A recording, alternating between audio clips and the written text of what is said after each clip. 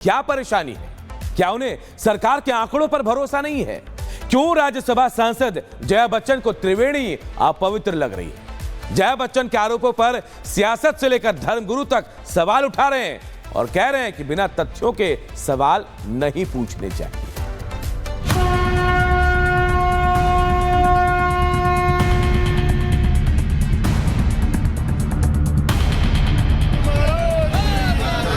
सबसे ज्यादा contaminated water इस वक्त कहाँ है? कुंभ में है। ना ही संगम का जल प्रदूषित हुआ है। सनातन का अपमान नहीं सहेगा हिंदुस्तान। प्रयागराज में सनातन का महापर्व जारी है। 35 करोड़ से ज्यादा श्रद्धालु पुण्य की डुबकी लगा चुके हैं। अकेले आज करीब 3 करोड़ सनातनियों ने स्नान किया, लेकिन सनातनियों का महाकुंभ कुछ लोगों को हजम नहीं हो रहा है, खासकर समाजवादी पार्टी के नेताओं को, जो किसी न किसी बहाने से सवाल उठा रहे हैं। सपा सांसद जया बच्चन सामने आई तो श्रद्धालुओं के स्नान के तथ्यों पर सवाल उठा दिए। कहा कि सरकार गलत आंकड़े पेश कर रही है। हजारों लोग चले गए हैं, सही नंबर इनको देना चाहिए और हाउस में इस तरह के दोगले बातें नहीं करनी चाहिए। जनता के सामने बात करिए, सफाई दीजिए। जया बच्चन यही नहीं रुकी, महाकुंभ में मौनी अमावस्या की घटना पर भी विवादित बयान दे डाला। न केवल मृतकों को लेकर बल्कि त्रिवेणी की पवित्रता पर भी सवाल उठा दिए। सबसे ज्यादा कंटामिनेटेड वाटर इस वक्त कहाँ है? कुंभ में है। उसके लिए कोई सफाई नहीं दे रहे। बॉडीज जो पानी में डाल दी गई हैं, उससे पानी कंटामिनेट हुआ है। यही पानी जो है लोगों तक पहुंच रहा है वहां। इसके ऊपर कोई सफाई नहीं दे रहे हैं। जया बच्चन का जवाब देने स्वामी चिदानंद सरस्वती आए और साफ साफ कहा, संगम का जल पवित्र है। साधु संत और करोड़ों आस्थावान स्नान कर रहे हैं, इसलिए जया बच्चन को सोच समझकर बात करनी चाहिए। और प्रदूषण की बात उठाई गई है कि इस समय सबसे ज्यादा प्रदूषण यदि कहीं है तो वो प्रयागराज में है। ना ही संगम का जल प्रदूषित हुआ है। रोज टेस्टिंग की जा रही है। संसद में बीजेपी सांसद ने मोर्चा संभाला और कहा कि हिंदुस्तान सनातन का अपमान नहीं सहेगा। चौंकते हुए आगे कहा कि कुंभ में षड्यंत्र की बू आ रही है। और एक बात मैं इस सदन में साफ साफ करना चाहता हूं, सनातन का अपमान नहीं सहेगा हिंदुस्तान। ये आप जान लीजिए। हजारों साल में तो सनातन को लोग कमजोर कर नहीं सके। ये लोग क्या है जो सनातन को कमजोर कर? सवाल है कि जया बच्चन किन तथ्यों के आधार पर बड़ा आरोप लगा रही हैं? अगर प्रमाण है तो सामने क्यों नहीं लाती? अगर प्रमाण नहीं तो सियासत के लिए सनातन के पर्व पर क्यों सवाल उठा रही हैं? क्यों करोड़ों सनातनियों की आस्था को चोट पहुंचा रही हैं? या फिर किसी प्रोपोगेंडा के तहत ये सवाल उठाए गए हैं? Bureau report, Republic Bharat. क्या महाकुंभ में मौनी अमावस्या के दिन जो घटनाक्रम सामने आया, क्या वो एक सोची समझी साजिश थी?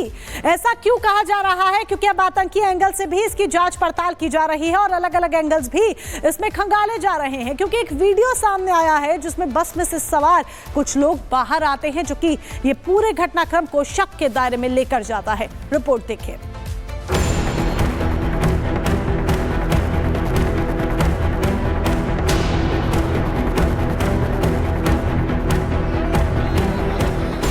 महाकुंभ का सनातनी पर्व, रिकॉर्ड भीड़ से किसको दर्द? महाकुंभ पर क्यों हुआ दुष्प्रचार? सनातनियों ने किया विरोधियों पर प्रहार। महाकुंभ भगदड़ का जिम्मेदार सामने आएगा, साजिश का सूत्रधार। जी हां, महाकुंभ में मौनी अमावस्या पर हुए महास्नान ने जहां सारे रिकॉर्ड ध्वस्त कर दिए, वकील लोगों की भीड़ से मची भगदड़ ने सवाल खड़े कर दिए। अब इन्हीं सवालों के बीच बात साजिश के सामने आ रही है, जिसे लेकर जांच भी तेज हो गई। बताया जा रहा है कि महाकुंभ हादसे की साजिश के एंगल से जांच होगी। एसटीएफ एटीएस साजिश के एंगल से जांच कर रही है। एआई कैमरे में 100 से ज्यादा संदिग्ध दिखाई दिए। संदिग्ध किस रूट से आए इसकी भी जांच होगी।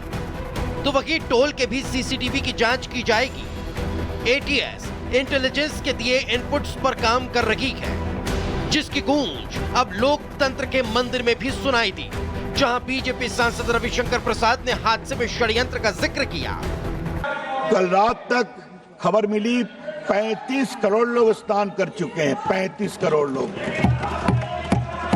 उन्होंने दुख भी प्रकट किया, जो लोग एक हादसा हुआ उसकी भी जांच चल रही है और उस जांच में भी षड्यंत्र की बू आ रही है।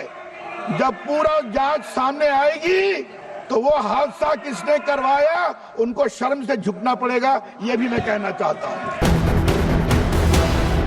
एक तरफ जहां संसद में साजिश के तहत जांच का जिक्र हुआ, जिसे लेकर संत समाज पहले ही मुखर रहा है, जिन्होंने हादसे के पीछे कोई बड़ी साजिश की ओर इशारा कर इसे हिंदू धर्म को अपमान करने का षड्यंत्र बताया था।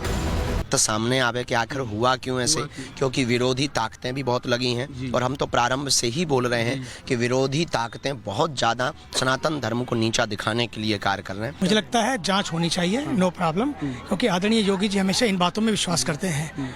वो अफवाहों में विश्वास नहीं करते हैं, ना ही लोगों को करना चाहिए। सांच को आँच नहीं है। इतने बड़े पर्व में कुछ लोगों की गलती से ये कार्य हुआ।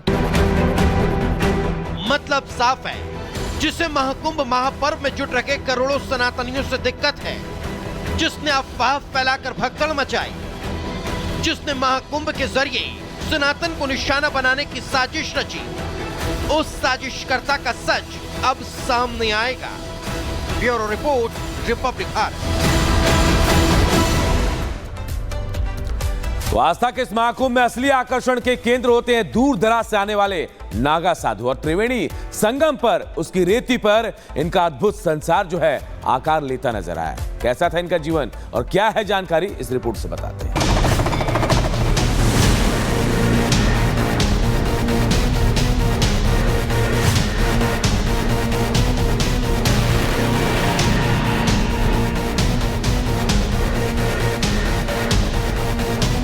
संगम की रेती पर सनातनी शक्ति दिखाती ये है महादेव की सेना।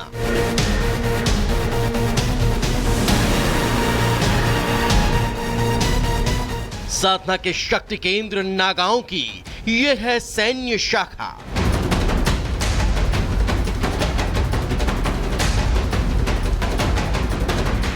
सनातन के असली झंडा बरदार कहलाते हैं महाकुंभ के राजाधिराज।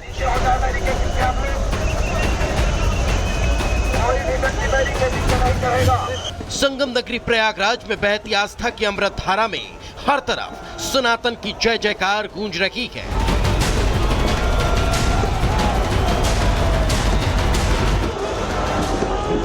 भूत भभूत में रंगे महादेव के दूत महाकुंभ के अद्भुत आकर्षणों में से एक हैं, जिनका श्रृंगार सनातनियों के दीदार का केंद्र होता है।